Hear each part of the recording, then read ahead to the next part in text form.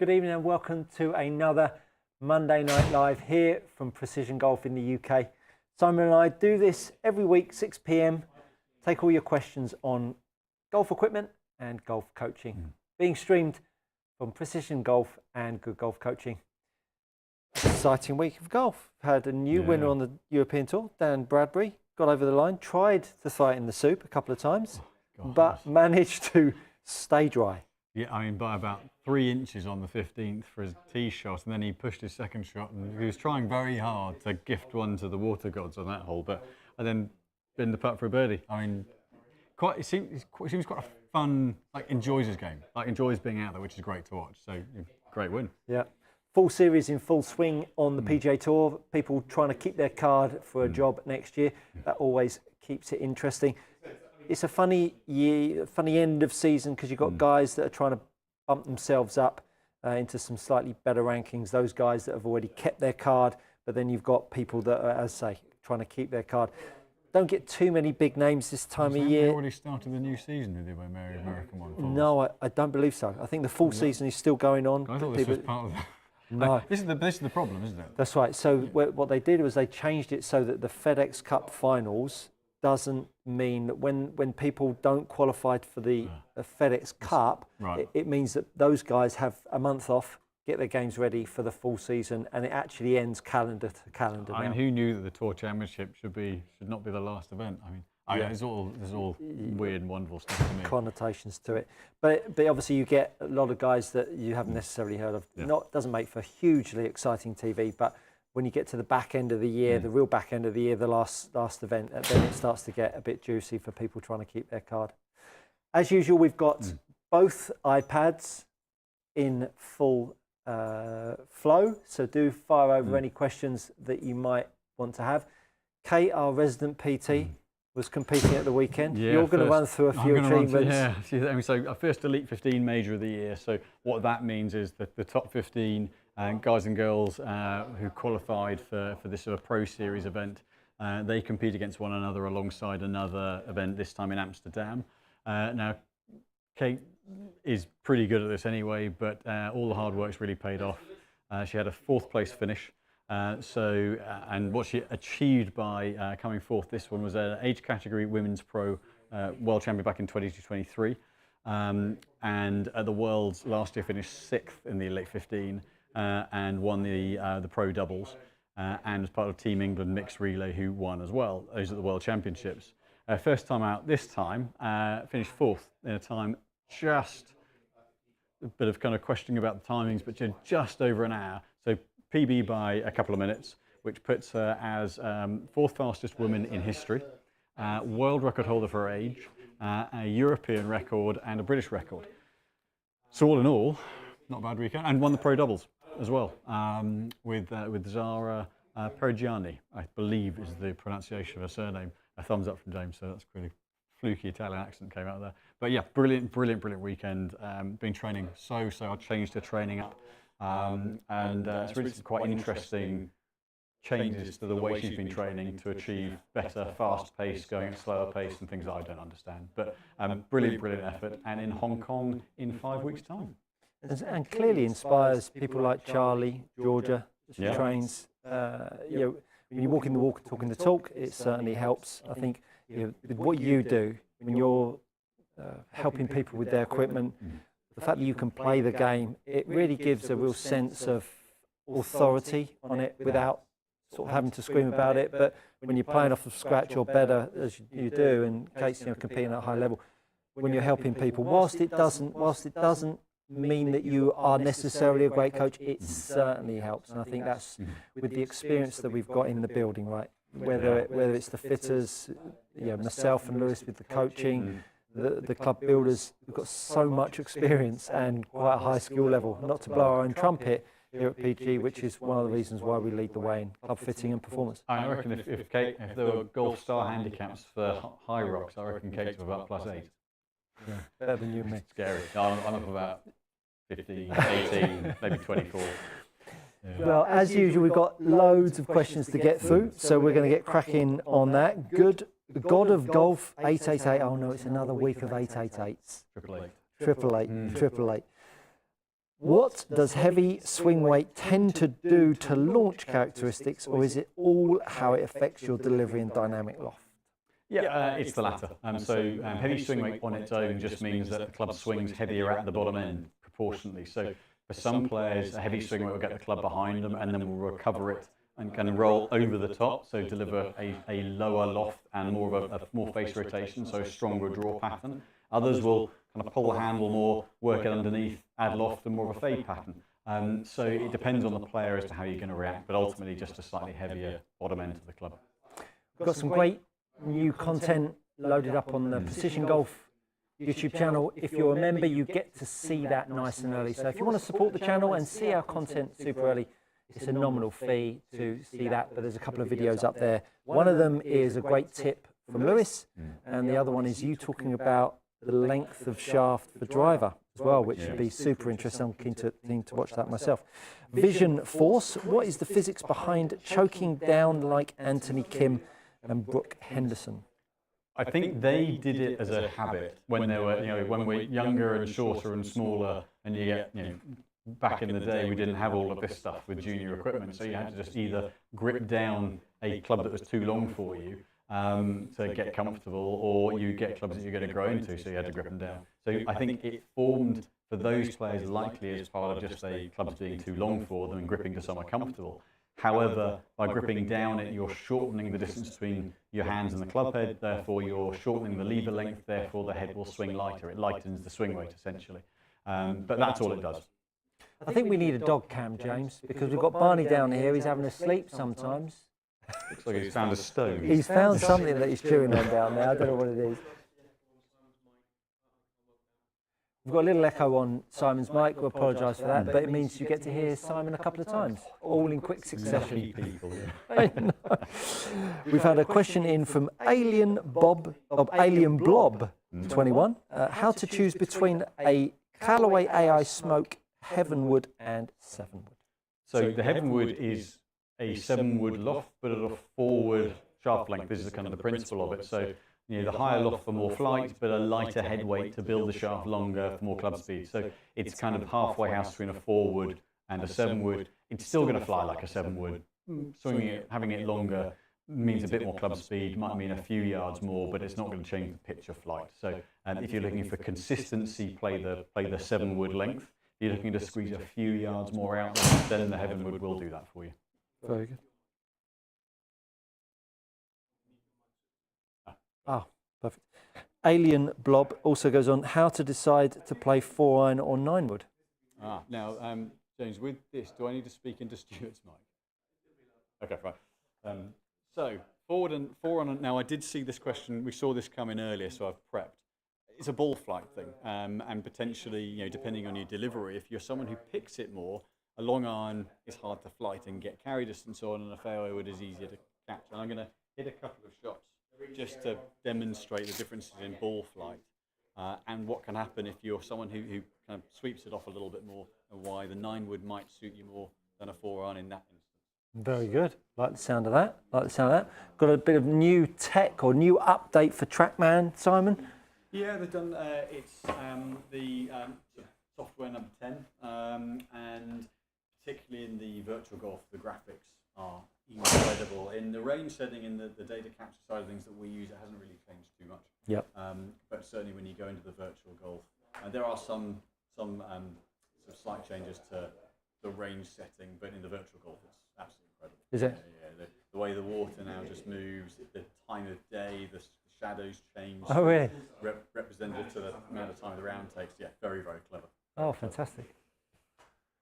So generally, the 4-iron is for a higher speed player that's looking to keep the right down and forwards. So I've played, always played a 4-iron.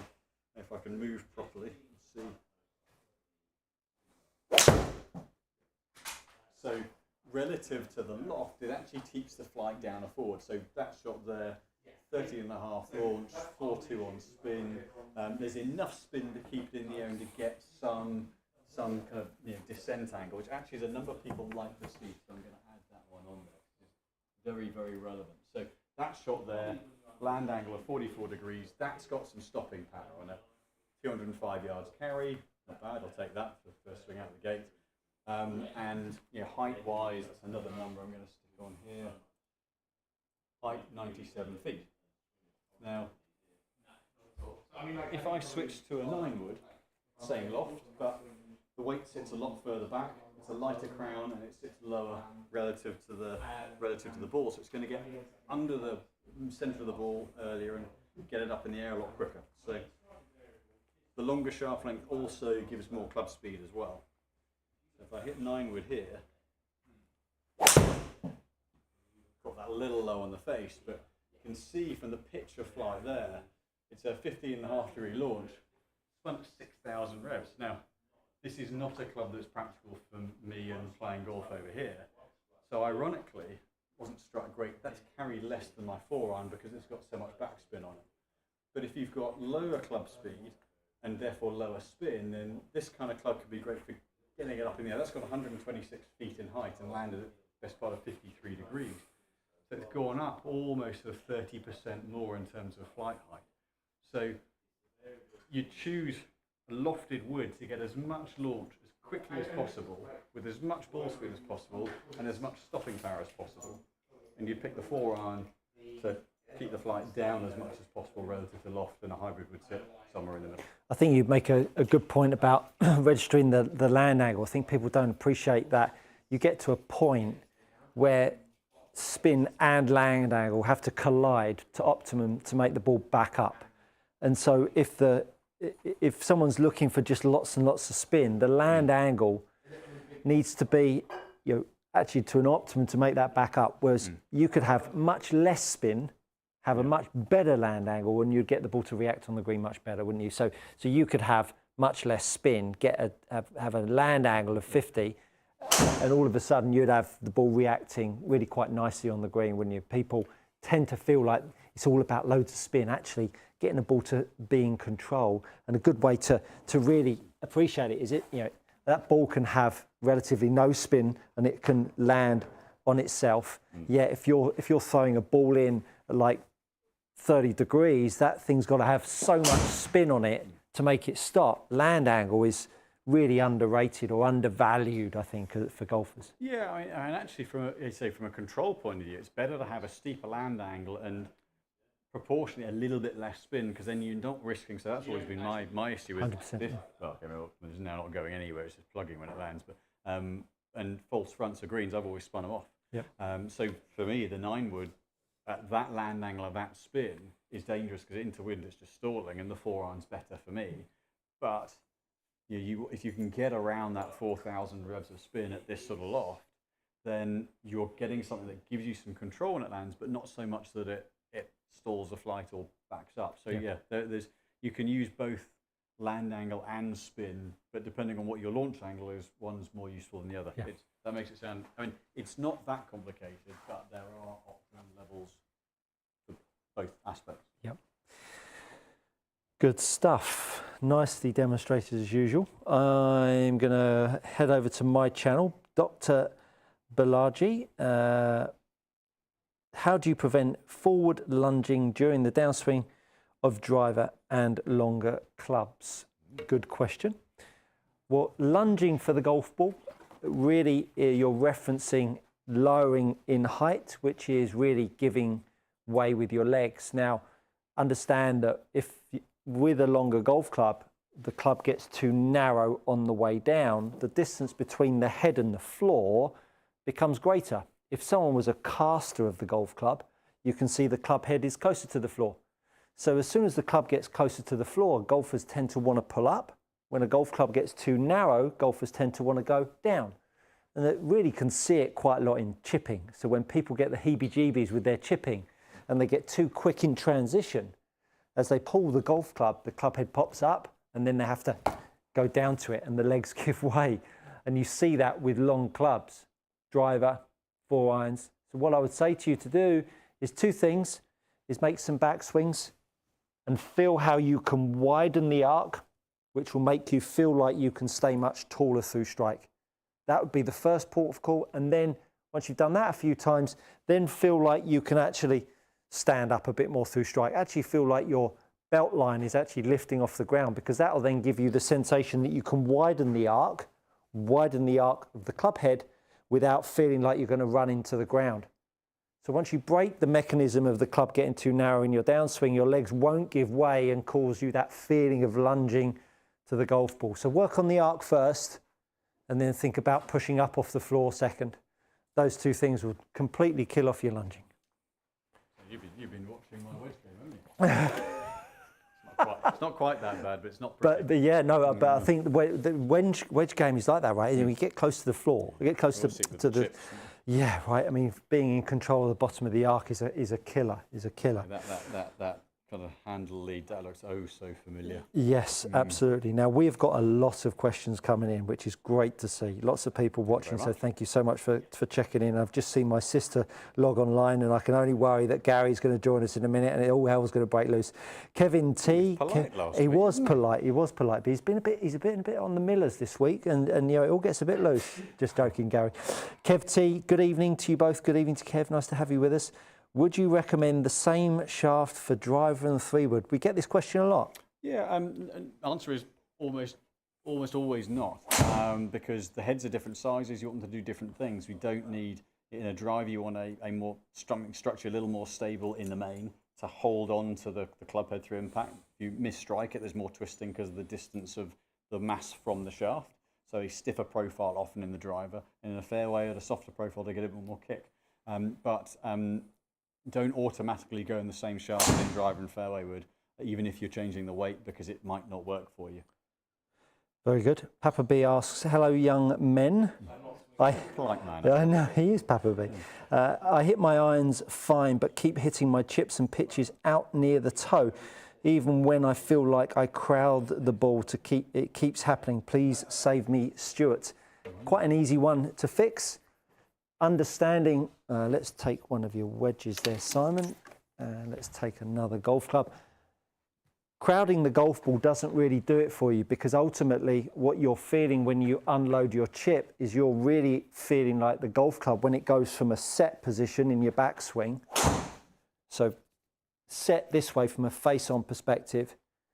When it now gets unloaded from that pitch, you're unloading it with the handle too much on top of the club head. And so what you're doing is effectively you're lifting the handle up, and if you register where the club head is, and I now lift the handle towards the sky, can you see how the shaft stands up and pulls the club head in the sweet spot towards you? So what you actually need to do is you need to do the opposite. You need to feel like you can start to create more forward bend. But at the same time, as you do that, you need to move the handle closer to the floor. Again, at the same time, you need to feel like the club head is coming up, because effectively now what we're doing is you're going to start pushing the handle closer to the floor, which will push the sweet spot more out to the golf ball. And in doing that, you'll now catch the golf ball more out the middle of the club. So a great feeling to do that is get the golf club horizontal, parallel to the floor. Make some swings of a chipping motion. So you just make a little chip shot on that length of backswing and through swing up at this height. And now all you're trying to do when you're doing that is you're just trying to keep the shaft parallel to the floor. And what you'll feel is the club head trying to pull itself to the ground and try and push the club head up. And the way you're going to stop that from happening is by using your hands to lever against each other to lift the head up. So now you're able to feel like the pad of the hand and the right hand are keeping the club head up. Now all of a sudden when you're doing exactly the same thing, you're going to feel like you're going to feel a bit more pressure in the handle so that the club head can swing a bit more out in front of you. So it'll actually return the club further away. That will fix toe strikes immediately. Long-winded answer, but a worthy one. A worthy one, because it really, a toe strike with chipping is so common. I was actually on a show last week, David Howard, talking about hitting it out the toe. He had a bit of a problem with that. You know, when you get that toe strike, understanding the height of the handle and the angle of that shaft as it returns, it goes from setup back to impact. If it goes up this way and you're super close to it, doesn't matter how much you stand towards the ball, you're just going to keep on inverting that shaft. So really important to change. Very good. Toe strike. What have we got? Chris Johnston watched your build a downswing video earlier and had a ball striking masterclass in a skins match this afternoon. Legend. You are welcome. My usual commission is 8%. I'll take 5. I think you saved the main winning skin to the 18th and just saved them all up. Absolutely. Now, skins is a hellish game if you're consistent, right? Yeah. You either need to be making eagles or picking your ball up and not getting off the tee, right? Absolutely. Yeah, it's a funny game like that. Chris Burgess, hi, Simon and Stuart. Good evening, Chris. Are there any rumours of new blades coming out? And do you think Cobra will go into full production of the 3D printed clubs? I think the 3D printed ones may take to get to the production levels and the costing where it would need to be for that. That might take a little longer, but I can see that coming, if not this next year, pretty soon down the line, because that's clearly something that they've invested heavily in, and it works. It was a really well designed club head. Blade wise, inevitably Titleist will launch something in the not too distant future, because the 620s have been out a couple of years now. There's probably a JPX Tour style head launching next year from Mizuno. Pointless head considering they've got the MPs, but they'll probably do that. There won't be many though, I wouldn't have thought. There's close to 100 of you on this evening. Do give us a like, share and subscribe while you're here. We'd love to keep growing the channel, so do give us a little bit of a like. That'd be hugely appreciated. Charlie March, I'm currently playing Wilson Staff model blades, looking to change to something with forgiveness. I'm quite picky on looks, needs a slim, rounded top line with much offset. Any recommendations? I could have gone all sorts of places with the comment like that. Without much offset? Rounded top line with not much offset. Yeah. I mean, actually, it's a kind of head where, depending on how much forgiveness you want, Cobra, the King Tour, as an iron head, it's a very soft feeling head for one, but that's quite a neat head shape with a bit of a rounded top line. So you've been quite particular there. So there aren't going to be that many that actually give you something worthwhile having back. You could say like a Titleist CB, but that's basically still a blade. The MP243 is not too far off as well. Those are the two that jump to mind. Titleist have kind of a slightly more angled top line, so that's why I haven't gone to those. But I think the Cobra would be a good shout to try. As I said, my sister's in the house. James has nicely replied to my sister. Last week, James did that, and I didn't realise he could access a message from my account, and I shat myself because I thought someone had hacked into my account and was taunting me at the same time. So good to have my sister along. Andy Corso, hopefully echo on sound. Hopefully we've fixed that to some degree. Andy Corso, wanting a 6-wood, would it be better to buy a 5 and loft up, or buy a 7 and loft down using shaft adapters? Obvs for Simon. Yeah, it depends what you want the face angle to be. If you want something more draw bars, then use the lower loft and loft it up, because that turns the toe in a little bit. It draw bars, it closes the face slightly. And if you want something a bit more neutral or fade bars, then go to the higher loft and turn it down. It depends on what model as well. So a Titleist, you can only drop the loft by about 1/2 degree.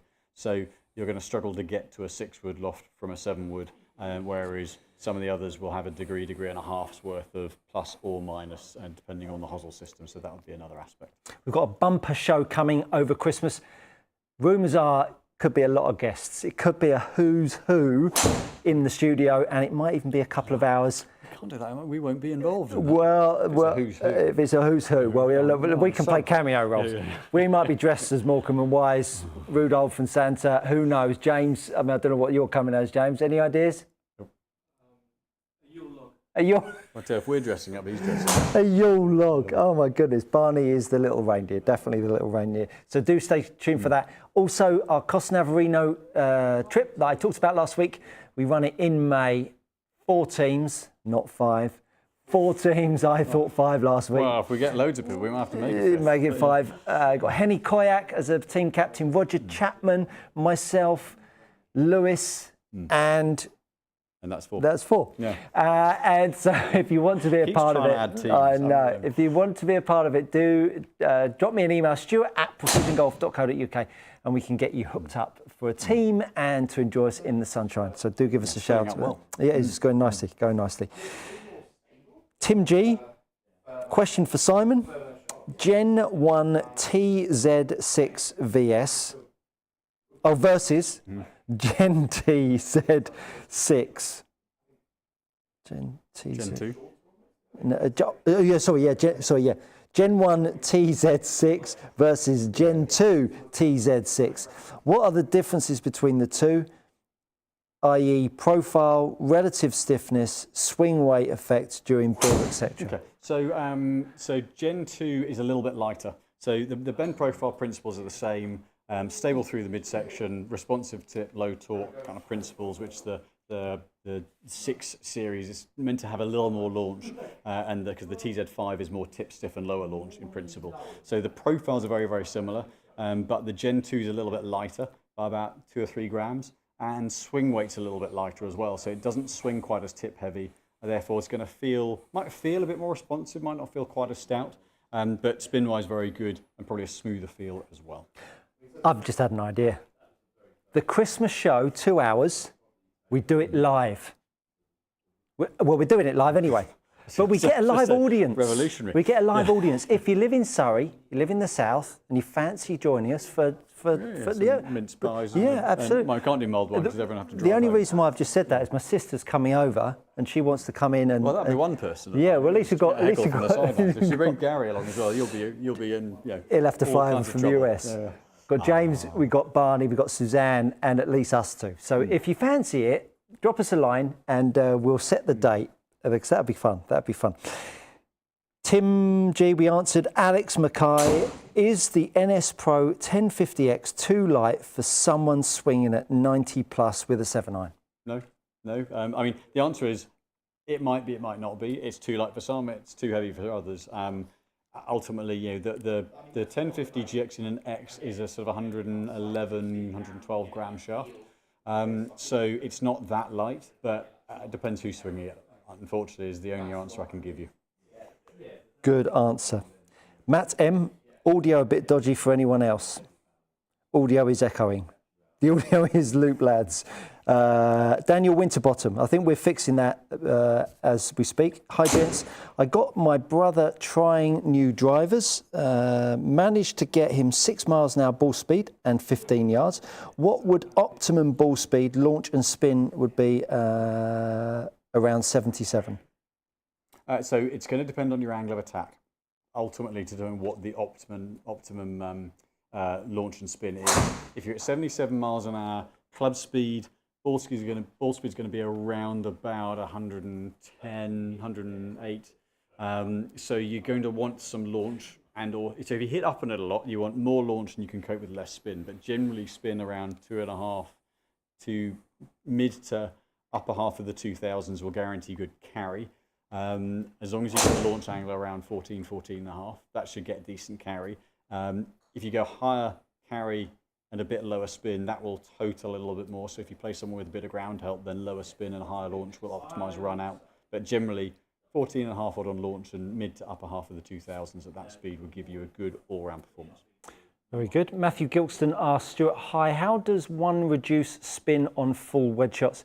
Spin comes from angle of attack, dynamic loft at strike and club speed. Everyone has a slightly different delivery type. If you are a hook grip player, you'll be on the lower end of spin rates. If you're a weak grip player, you'll tend to be on the higher spin. So there are kind of 4 ingredients that really apply to reducing spin. But if you want a foolproof way to reduce spin rates on shots, you need to get better at hitting softer shots for the distance. So if you're playing at 60 yards and you're used to playing your 56, practice hitting 60 yards with your 52 or your 54, because ultimately you're carrying it the same distance with less loft, less spin, so therefore the ball will have a little bit more control. Any words of wisdom? Yeah, you can use ball. Yeah. If you really want to pair backspin, if you're playing, let's say go Pro V1, Pro V1 X, go to an AVX. That'll take spin off. You could lose as much as 1,000 revs of spin. Is that right? By switching ball, a cover that has less grip, it'll go straighter off the tee, and it will reduce spin in the wedges. So that would be another way of doing it, depending on what your priority is from an overall point of view. Yeah, very good, very good. Doug, hi guys. Question for Simon. Have you hit the Wilson Dynapower carbon driver? If so, What do you think of it? Would you recommend as a value option from the major brands? If not, why not? So it's not something I've done extensive testing with. We've got the iron heads in the drivers because we can't interchange any of our shafts. It's not something that's particularly good for us to get into the studio. Wilson are definitely making a heck of an effort with the golf clubs. They're definitely putting a push forward. I've had sight of a club head that hasn't left the embargo yet that Lewis has seen as well, which looks really interesting. It's nice. And it looks a really nice head, and they're definitely making good strides. And certainly from a value point of view, Wilson are part of Amos Sports, which are a huge company, massive in basketball, massive in baseball, and the resources at their hands, at their fingertips are vast. So if they decide to make a push in golf, then then they will do something decent. So I'm interested to see, actually going to be seeing some of their products in a couple of weeks' time and get a look at next year's products with their rep in the studio. So, but I think, for us, it's the practicality, the fitting side of it. If we can't interchange the shafts into it, then it doesn't really work for us in that respect, but hopefully they can find a solution. Very good. Dr. Balaji, how can we re-review all of the Q&As for today? When you play the video back, as far as I believe, you'll see all of the questions down the right-hand side once you press the play, and then you'll get all of the latter comments down the bottom. So that's how you should be able to re-review that. Papa B. But I'll be just for the channel that you're on. Yes, that's right. Papa B, Stuart, you are a golf Jedi master. I just did what you said, and the toe strike is gone. I even caught a chip near the heel. You're the best. Maybe we're doing a Star Wars themed Christmas too. You never know if you're a Jedi. Yeah. It's coming as Darth Vader. So if you don't want to come as Jabba the Hutt, that's no, not really. it's definitely not. Definitely not anybody would want. Charlie March, any tips for fitting that could help to encourage an in-to-out path? I'm grinding with lessons, but looking for any marginal gains with equipment. If you're playing something that's too light, then that's going to be hard for the club to drop in for you. So if you haven't got much weight at the bottom end of the club or in the club itself, if it's very light, then as you start the downswing, it's going to want to get. You're not going to throw it over the top like that. The club's not going to want to drop in. So something with a bit more weight in the bottom or a bit more dead weight will actually help to create that bit of a drop, which might help deliver it from the inside a little bit more. But this very much might help. It's not a definite. Very good. Very good. It's like most things fitting. Yeah, definitely maybe. Yeah. Stu 60. Hi chaps, what is your view on wedge shafts in terms of weight and flex compared to irons? Should I look for the same or go for a wedge flex? So wedges, people like to play softer flex in wedges to get more feel. You're not working the shaft as hard, there's less swing speed, so you're not loading it as heavily. So to not have the shaft feel dead, players will often go to a softer flex. Wedge shafts are often designed softer in the tip for exactly that reason. 50% of the time, actually probably 30 to 40% of the time, we might keep weight the same. If you're someone who has quiet arms and more body rotation, then heavier often doesn't work. So keeping weight constant is quite good for that kind of player. But then a lot of players, when you take the speed out of the swing and that acceleration, we're not looking for the club to come with you as you get fast. We're looking for the club to drop down to the ball, hence a slightly heavier shaft. Probably 7 to 10 grams more on average, then helps just the partial swings and helps the timing. How come you've got no grey hair? Just for men. No, it's in there somewhere. It's in there somewhere. If I got all the grey hair for all three of us, you never know. Yeah. I'm not growing one of those, so I look like a fool. Kevin Phillips, how would you describe the player profile that fits steel fibre, specifically 110 or 110, if it makes a difference? Thanks. Yeah, so steel fibres play quite stout. They're graphite core with the steel filament around the outside. So the core of the shaft is very stable. So if you want something that's mid to upper mid balance, that plays very stout and therefore is tip stiff and therefore is fairly low spin, it's never going to be massively low spin, then they're a great shaft for that. So if you find some of the steel shafts swing a little bit club head heavy, then the steel fibre is a bit of a bridging point into an all graphite at those sort of upper end of the graphite weights. Wonderful. Will.M. Are stock graphite sets a ½ inch longer than stock steel sets? Can't find the graphite specs on the OEM website. Quite often they are a little bit longer, purely because they don't want to use a different head weight, and to keep the swing weight, to keep some feel of the club head and to keep swing weight in a kind of a standard profile, they will often make them a little bit longer. And generally, if you're going to graphite, most people have a slower speed, so they think, well, longer shaft, more club speed. So you'll generally find them a 1/4 to a 1/2 inch longer. But it does vary a little bit brand to brand. Daniel Winterbottom says, I like the 9-wood segment. I'm high speed but low launch and spin, so I play 7-wood, then go to the 5-iron, but 4-iron comes out for links. Yeah, and it's about just finding the tools that suit you. It might be that a more wood-like hybrid, something like the TSR1, as a hybrid, it's like a small fairway wood. That might control spin better for you than a heavily lofted wood. So have a look at both options and see what flights it best for you. But yeah, 4-iron, if you're a low launch, will come out like an extra set, and a lofted wood will get out of your nostril. My sister says, yes, you do. I don't know whether that's to you use just for men or whether I should start. I think that's the Star Wars thing. Yeah. Oh gosh, no, don't. We can't watch the Star Wars. That would be brutal. John is, this is why I use a 7-wood triple diamond. It's perfect. He was referencing Daniel Winterbottom's comment. Yeah, so a low spin head with the loft, so you keep the spin in control. Yeah, high launch and lowish spin. Mr. Tightless, evening gents. That's a great handle. I don't know how he's got Mr. Tightless. That's a fantastic handle. He must have joined YouTube right at the very start. Yeah. Evening gents, any thoughts on Tensei 1K Blue 55 gram stiff shaft? Was recently fit into this at my GT fitting. First time a Tensei shaft seemed to work for me. Thank you. Was it the 1K Pro or the 1K? So the 1K Blue is, yeah, I mean, the Tensei series is a good all-round shaft. There's the Pro series, which we have on the wall here. And then the 1K series, which is more the kind of the AV, it's more their kind of entry level.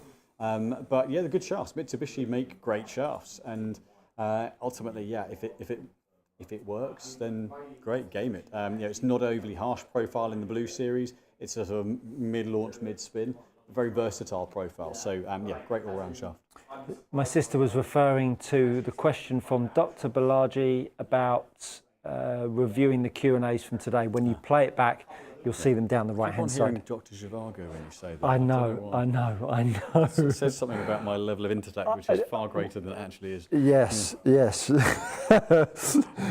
Zhivago. Finn Radcliffe, hi guys. How would you change your bag setup for winter golf, if any?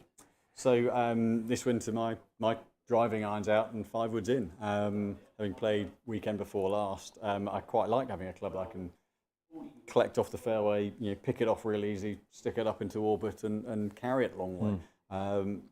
2-iron driving I'll be back in once the ground firms up, or if you get a windy day. But yeah, it's just from a flight and carry point of view, that's really easy. So for me, that would be my only change. I'd be controversial here. I would play a fade more in the winter rather than a draw in the summer. Fade tends to have a bit more flight and a bit more spin and a bit more carry. The draw tends to come in a little bit lower, a bit hotter. So you're playing a little bit more on the ground. That for the sort of the masses. So that's I would tend to play with the fade will carry more because you're low spin. Spin, yeah, exactly. For me, the fade will stall up and go nowhere. Yeah, exactly. But the other option is just play less golf because the weather's horrible. Yeah, just I can't. We've just done a video about layering up and up to 5 layers. So it's a slightly less serious one, but there is a serious message behind it. So depending on when if that's already live, have a watch of that and take a few notes of how the swing speed changes and the effect on performance. I don't think that's been uploaded yet, but it's coming soon. Yeah, it's coming soon. Yeah, it's coming soon. Phil Thomas, for a newish player, well, welcome to the game, first of all. Approaching the swing consistency where I'm now considering a fitting. Is being fit prematurely a real risk, or best to book in and see if new clubs are appropriate? Thanks. This is a question that we get asked a lot, and this is a great answer that's coming your way. So, I mean, the answer is there's never a bad time to get fitted, because at the very least you get a benchmark of what you've got, how suitable it is for you, and what's doable at that time. A really skilled fitter will be able to say, right, this is where you are now, I can see where your swing's going, and we can challenge you a bit, and we can pitch it so that in 6 months' time or in 3 and 4 months' time, as the swing continues to develop, your best swings are going to be your average, so we can fit you for that. And that's something that we do here quite a bit, but it depends where. If you're making swing changes, then that's that can affect it a little bit. But ultimately, if you're getting the consistency from your swing, now is actually a really good time to, let's say, at the very least, benchmark where your game's at and see, right, what's doable, because there's either something tangibly a benefit there or not. And the only way of knowing is to go and get fit. Absolutely. Just had a question in from Charlie on my channel. Cannot hinge the club. Any help, please? Most of the time, when someone can't hinge the golf club, is because the club face is coming into the golf ball too closed. So check out my grip series on my channel that you are watching from. Go check that out. Check your grip. Be pedantic about the grip. Honestly, if you get a good grip, it will make a huge amount of impact to your game. So most notably the left hand. Why do I not like the way James smirked when he handed this over? No. Live Christmas show idea from Josh Wright. I'm sure Stuart is regretting saying it live, but he put it out there on tonight's Monday Night Live that getting a few YouTube viewers physically live into the studio may be possible. If it is, I would like to put my hand up. I regularly ask questions on the channel. I had a wood/driver fitting with Nick earlier this year, and live up the road in Surbiton. Hope you don't get swamped with emails over this now. Well, there's the first one. We hope to too. We've got plenty of room. Probably fit close to 100 people in here as audience. So the more the merrier. We'll find a date. Yeah. Well, in December. Yeah. That's the easy bit. Yeah, no beep Sherlock. Yeah, we'll get that on it. If you do interest, email us either Stuart, Simon or James at precisiongolf.co.uk. Simon, if it goes well, we'll have to cap it at the first X amount of people. Yeah, that's right. Yeah. So if you fancy it, we'll set that up. That'll be interesting. That will be interesting. Why are so many pros This is from John. Why are so many pros starting to switch to graphite shafts in their irons? Is it because of Bryson's success? I always thought graphite was mainly for slower swing speeds. I'm in a KBS Tour X for years. Not that many are switching in the grand scheme of things, but ultimately graphite, there are more layers, so actually structurally it's far more stable than steel proportionate to weight. That's why you saw graphite for slower swingers, because you can get graphite lighter than steel. So we've got a graphite shaft on the wall that's iron shaft that's 40 grams. Steel, the lighter, you can get a 65 gram, but there's no structural strength there at all, and they tend to break. So tour players, someone like Bryson's using it because it's absolutely rigid. And actually you can do more with the bend profile because you've got, goodness knows how many layers of graphite. You can wrap them in different directions. You can affect the profile. The zonal stiffness is far more easily manipulated with graphite. So you can do more with the profiles. The balance point can get a little bit interesting, but they are improving that year on year. But for someone like Bryson, it's rigidity. Need to have something firm in his hands. Big and firm, yeah, thick grip. Anyway, moving on. Tim G says, thanks, lads. Chris Burgess says, Simon, blue and green never should be seen. Driver 108 miles an hour. Why do TT 100 regular give me such good results? I don't know, this is probably mint. It's more mint, yes. But you look beautiful. At least my lower half isn't disappearing as I walk. Yeah, you look beautiful. Don't worry about that. So I was focusing on colour. You know who Chris Burgess is, don't you? I know the name. He's the isn't he the Yorkshire the Yorkshire Blade. The Yorkshire Blade. He stopped putting it in because I don't read it out anymore. But I thought I'd read it out because you haven't put it in. So the TT 100 regular give me such good results. Ultimately, the weight and the balance just suits the way you move. So I play a 90 odd mile an hour club speed. I play a soft step stiff 110, 111 gram steel because it just allows me to move naturally and time it. And that's why that shaft will work for you, because it allows you to move cleanly, functionally, balanced, and therefore deliver the club consistently. So sometimes we shouldn't overthink why something works. If it works well and consistently, then it suits you. And that's what we're all looking for. Doug says health and safety are just blown a fuse because the thought of 100 people slipping and sliding around on mince pies. You mentioned elf and safety at Christmas, isn't it? Elf, oh God. That's one of James's. Has anyone had a hot mince pie yet? No. Have you, James? They weren't called mince pies, they were called festive pies. While you were away. Really? Wow. Did you have some? Yeah. Did you? Four. I mean, once yeah. you break the seal on that, it's the end of the It's a bit world. like fruit cake, Christmas cake. I cannot stand. Can you Christmas. not? I can't do Christmas cake. Hideous. Oh, Oh, Stolen's good. Stolen's good, but yeah, it goes That's posh. straight to that roll there. That's Stolen. into the Yeah, guy. I can't do Christmas cake. Horrid stuff. Oh, it's It's like stuff. sherry. Work with the devil. Yeah, sherry. I had a bad session on sherry. Anyway, we won't talk about that one. Niels Atkinson, Simon's Sister mic is off. probably Yeah, Joe. Yeah. Joe O. Doug. Hi guys, love my new clubs. Let us know what your real name is, and then we might know who you actually are. But we're glad that you do like them. Best I have played in a decade. Fantastic. Thoughts on larger grips for finger pain, or am I practicing too much? laugh out loud. Thanks, Joe D. Yeah, I mean, if you have joint issues, then the smaller the grip is, the tighter you've got to close your fingers down, and the more pressure you're putting on your joints. So, someone with arthritis or joint pain, a bigger grip means less pressure, means softer muscles and less pressure on your joints. Therefore, there's less strain on your hands, and that's only going to be a good thing. It's a bit like if you've got tennis elbow or forearm issues. It's probably down to having the grip on too tight. Very good, very good. Daniel, no, Finn. Finn Radcliffe. Hi guys.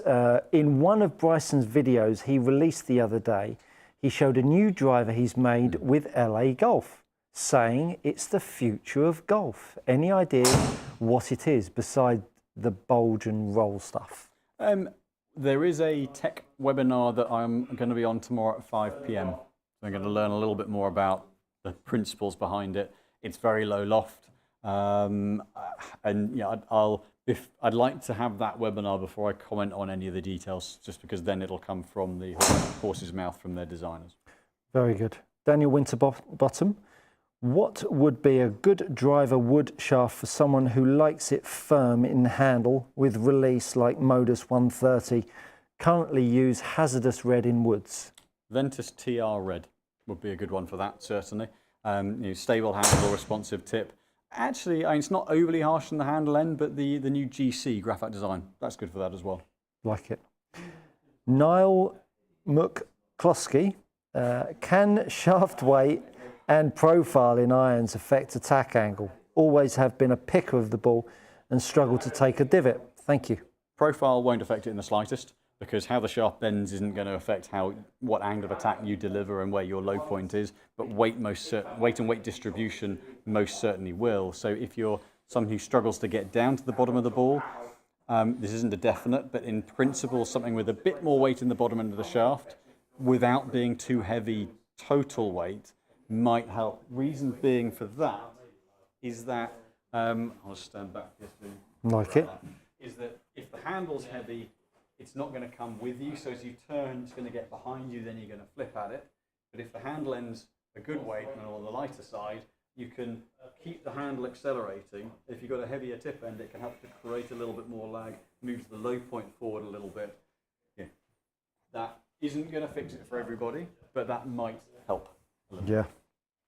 Lighter in the handle, heavier in the tip. Dead weight, slightly heavier swing weight. Yeah. Very good.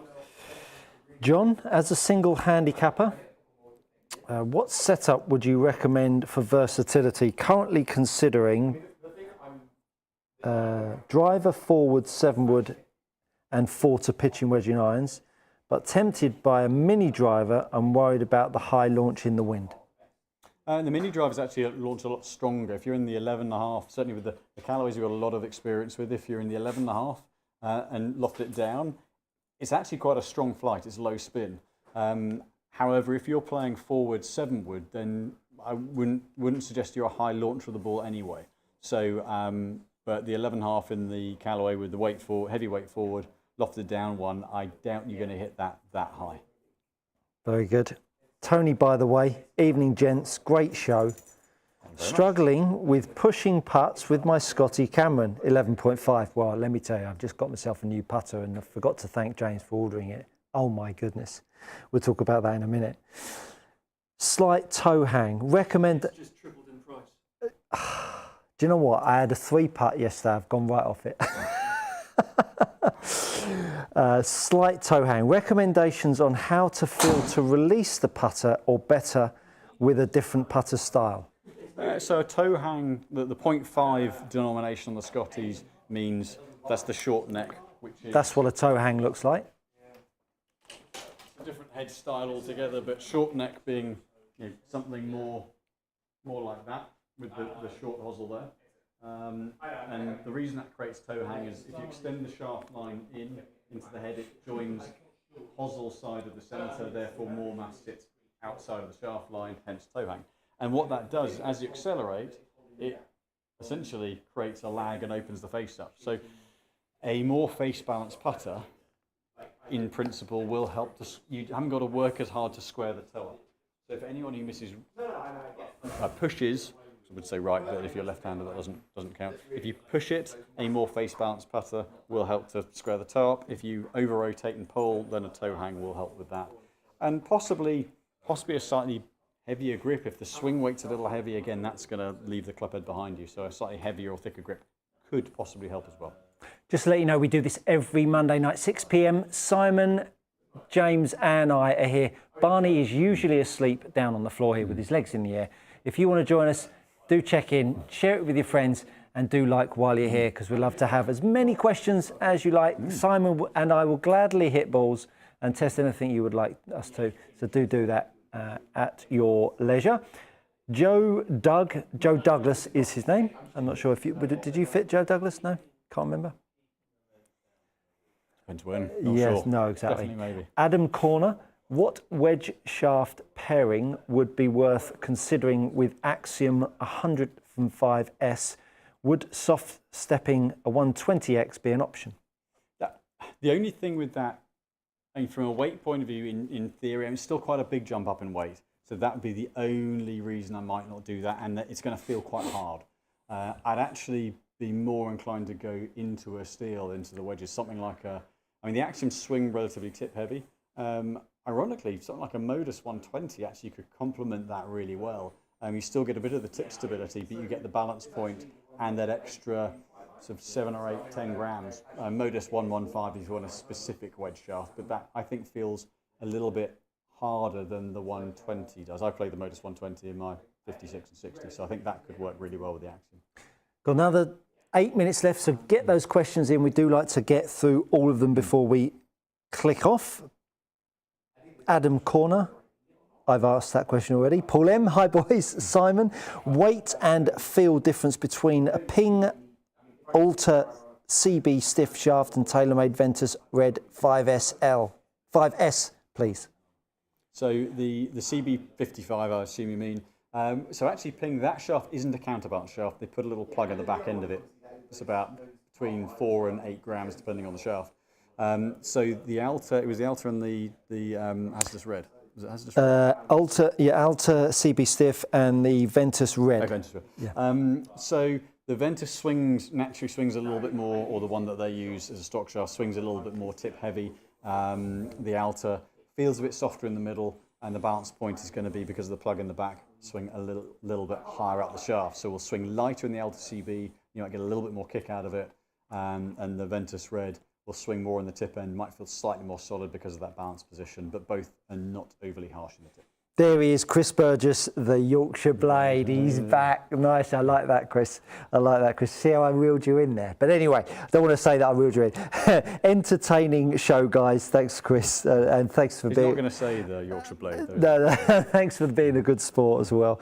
How much lower at P6 should the hands be in backswing? Videoing a lot of.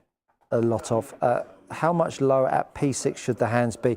Well, lower in the backswing relative to the takeaway. Is that what you mean? Come back and answer that, and I'll let you know. Tony, by the way, thanks. You're welcome. Craig, are Scotty Cameron putties really worth it? Good question.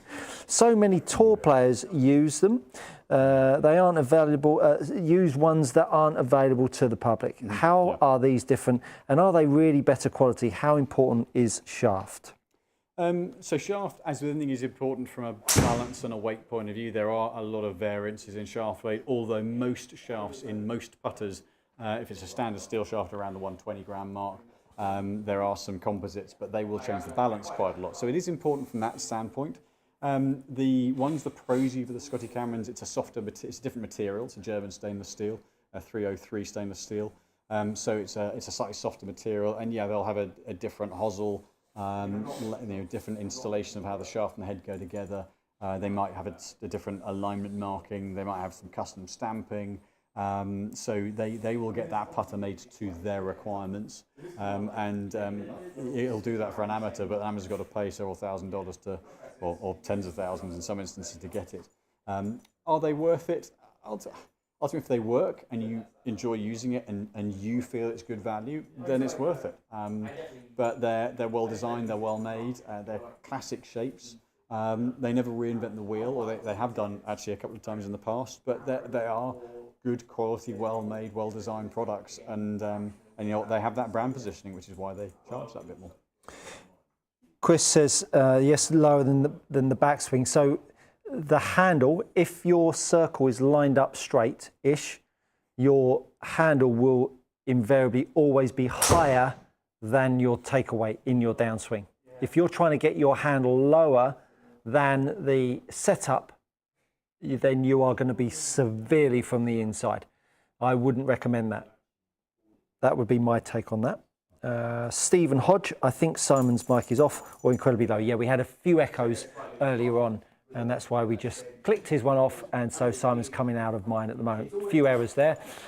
Dean B. Golf. Hi guys, I'm playing a Windy Links tomorrow. Quick demo of knocking down flight. First of all, my first question, why are you playing links golf in the winter? I mean, it's hard enough in the summer, let alone in the winter, but we'll give you a little demo of knocking flight down. Playing links golf on the 26th. So. Are you really? So I've got myself a 7-iron here. There are a few ways to knock down shots. The old-fashioned way is to drop the ball back in your stance. The trouble with that, you then start to meet the golf ball too much from the inside. If you understand that the arc of the golf swing, seeing as this was the last question, we've got a little bit of time. This is the arc of the swing. So you can see that those yellow balls are making the club head swing in to in. The more you drop the ball back in your stance, the more you're hitting it from the inside. So when you drop it back in your stance, what you then need to do is open yourself up to then orientate the circle so you meet it at the straighter point in the arc. So the circle now just was shifted to the left. That's when you drop it back in your stance. For me, I don't like that.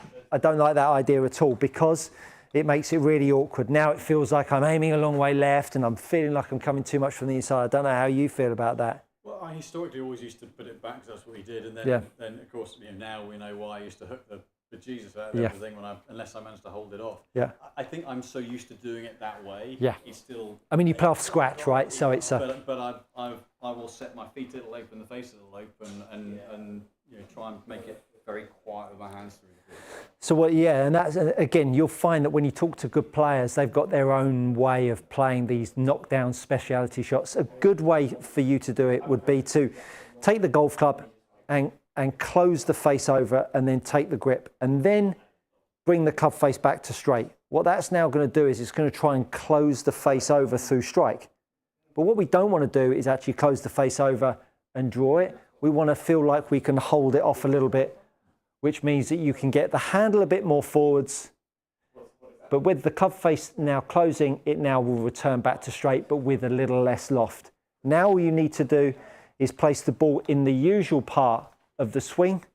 And now with that sensation, you'll feel a bit more, as Simon says, he feels it, a bit dead wristed through strike. And so you'll then be able to feel like you can hit a bit more of a dead arm shot lower with a little less spin and just push it out there a little bit like that.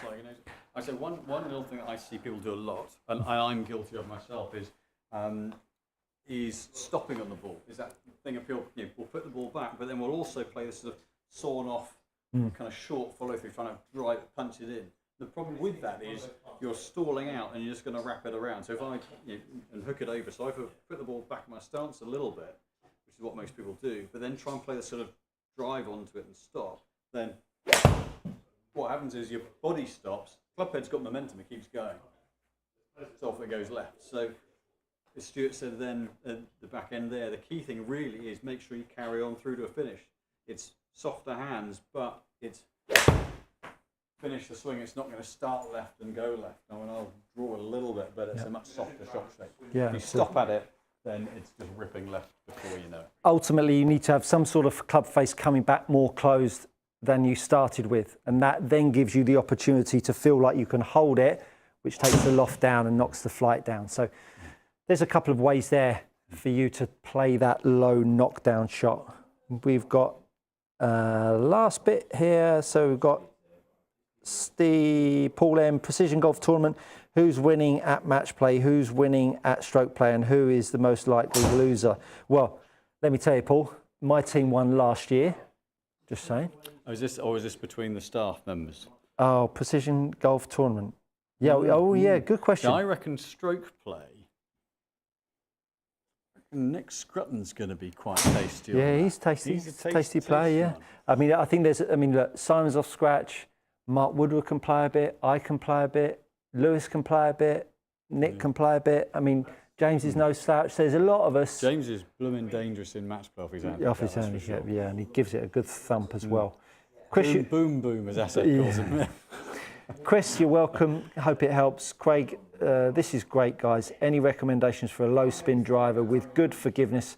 I'm currently using the triple diamond, but it's too fade bias. RE link comment playing at St Andrews in March. Well, triple diamond max. That's definitely more stable. Or the Ping, the LS Tech, the 430 LST. That would be another one. They're all going to be a little fade bias when you go to low spin, and none of them that forgiving. But those two probably give you the best of both worlds. So final two questions of the evening from Cliff and Andy. Cliff says, evening gents, QI10 versus the GT2 differences in spin rates and forgiveness. QI10's a little bit lower. Certainly from a heel strike point of view, I would give the GT2 a little bit more. I think that'll come out a bit more consistency. QI10 out the toe is going to be lower spin than the GT2. So I would say across the face, I think GT2 edges it, but QI10 is going to be a little bit stronger and potentially slightly longer when nutted. And Andy Corso says, count me in for the live Christmas gig. So that's two and us three and the dog, my sister. So we're up. The one packet. Yeah, we're up to 6 and a doggy. So if you do fancy, in all seriousness, we're going to get some guests on the show for that Christmas. So it is going to be a great couple of hours on that one. If you do fancy, in all seriousness, Stuart at Precision Golf, James at Precision Golf, Simon at precisiongolf.co.uk. Email us, let us know you're interested. It's going to be sometime in December. We'll fix a date and we'll advertise it. One of the Mondays. On one of these Monday Night Lives. We'd love to have you along. It's been a bumper show again. Good show, yeah. Really good show. Listen, your great questions. Great questions, your interactions, they absolutely make it. James is not bad on the cameras and he's not bad with a bit of the information. So it's juggling those. Yeah, very it's impressive. been very good. Very good. So thank you so much for watching. Busy week ahead for you? Yeah, busy one this week. Lots going on, meetings. We've got lots of those meetings and lots of fittings, and yeah, keep me out of mischief. Exactly. Yeah, plenty going on with the whole YouTube and coaching and everything that we're doing here.